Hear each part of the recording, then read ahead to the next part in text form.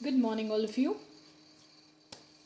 After the Unit 2, in which we deal with approaches of literature, of translation, now we move on to the next unit, that is methods of translation. Now, what ways basically, पहले हमने approaches पढ़ी, अब हम methods पढ़ेंगे, methods which are used for translation.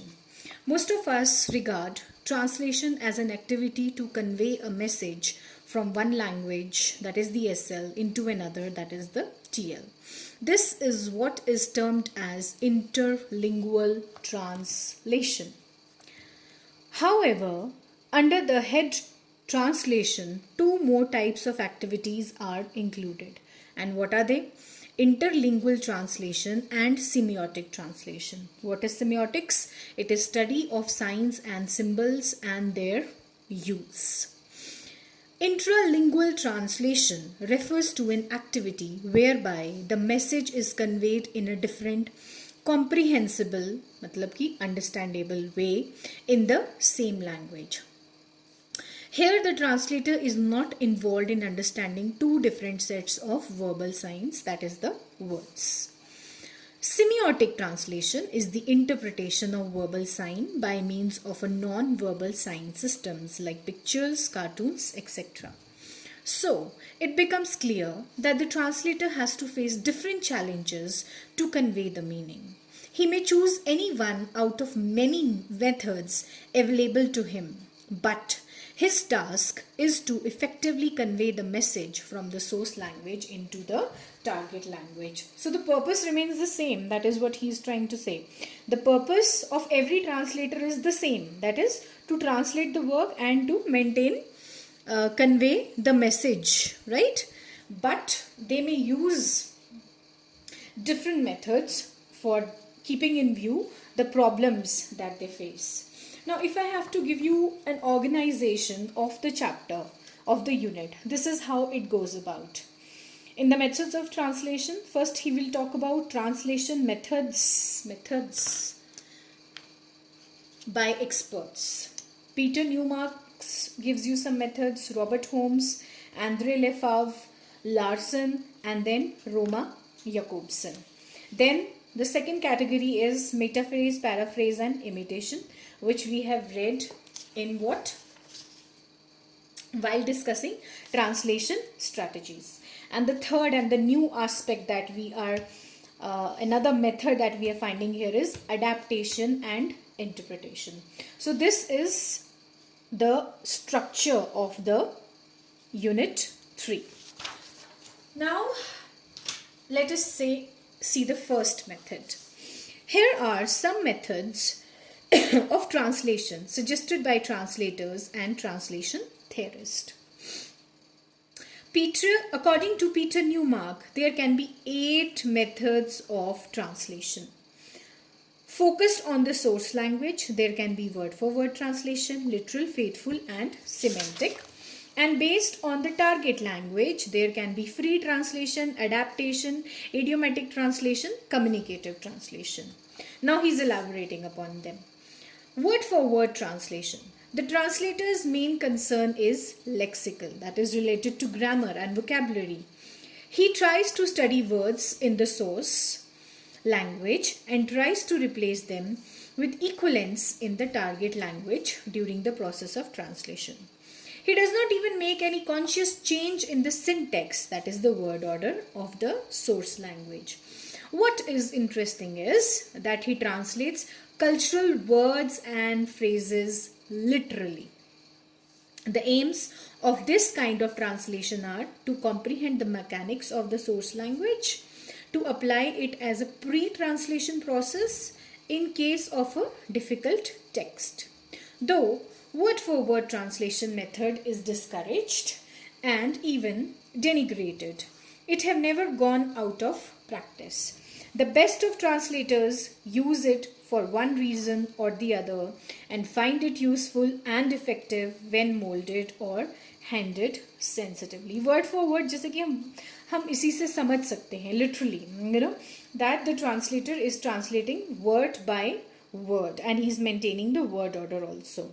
And he says that though many people are discouraged, many translators, they discourage this method, but this method has been used by best of the translators. Second method which Peter Newmark suggests is the literal translation is not very different from word for word translation. In the literal translation, the grammatical form in the SL are changed into their nearest equivalents. देखो वहाँ क्या कर रहे हैं हम? Here what we are doing, we are replacing them with the equivalents, right? And here what we are doing, the grammatical form are changed into their nearest equivalents in the TLs. This is not done in word for word translation, where focus is on the translation of words by their most common meanings. यहाँ replacement हो रही है by the nearest word, okay? However, in both these methods, words are translated out of context. This method is also resorted to as a pre-translation process to solve some intricate problems. Needless to say, this method does not find favor with experts and theorists. So many theorists are not fond of it. Faithful translation. As the name implies, this kind of translation aims at complete fidelity to the SL text. It aims to reproduce the precise meaning of the original in its cultural context and its aim, keeping in mind the limits of the grammatical structure of the target language. It transfers cultural words and ignores any deviation or abnormality that occurs in the translated text. So, one can expect some lexical and grammatical deviation in the translation. This method of translation may be viewed as foreignization, that is a strategy to keep the sanctity of the culture of the SL text. It ignores what the new audience will feel. Its loyalty remains to the it remains to the original text. So what happens? You are making a faithful translation as the word itself suggests, and you are keeping your work very close to the original. You are being loyal to the original text. Next is semantics. Unlike the faithful translation method, which is quite rigid, the semantic translation is flexible. Its main aim is to retain the aesthetic appeal or value of the SL text intact in the translation process. It takes steps to keep the beautiful and natural sounds through creating assonance or repetition in the translated text in a way that no sound jars the new audience. However, in doing so, it has to make compromises on the meaning. It may choose to translate less important cultural words, not by cultural equivalence, but by some neutral or functional terms. So semantics mein, this is how changes take place. You do not translate less important cultural words, but what do? You find some neutral or functional terms. Make some other small concessions to the new reader. So this is another way of translation. Next is free translation. The translator using this method tries to reproduce the matter without binding himself to put it into form of the original. Free, he may ignore certain things, he may add certain things, right? That is what we mean by free translation. Then this method ignores the manner or the style of the original text. This method is nothing but paraphrasing, which is often long and pretentious. Pretend, dikhawa karna, right? Pretentious. It may not be a very good translation. It is also known as intralingual translation, which to some is no translation at all.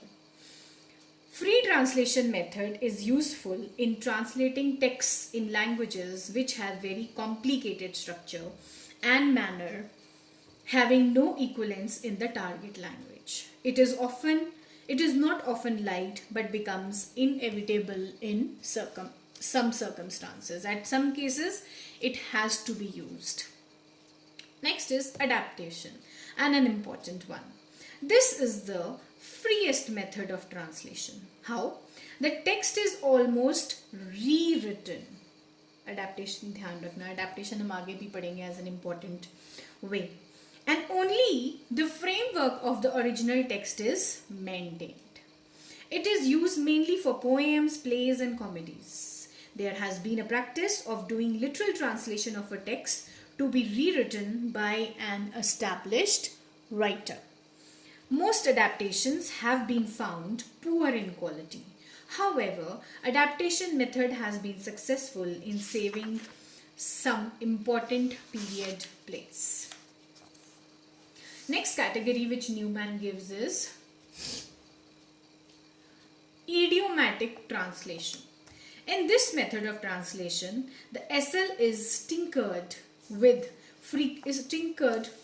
frequently by using new idioms and colloquialism. Colloquialism generally क्या होता है? Colloquialism is जो हमारी general आम बोलचाल की भाषा है ना? That is what is colloquialism.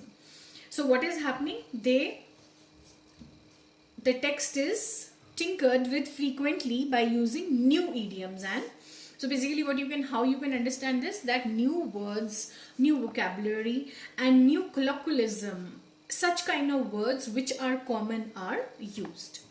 The message of the text is reproduced. The new reader does not find the translated text abnormal in any way, as it is show off these idioms which are culturally different from the ones with which he is familiar.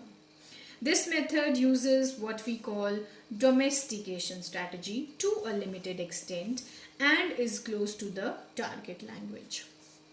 It is another way to minimize foreigners of the source language text.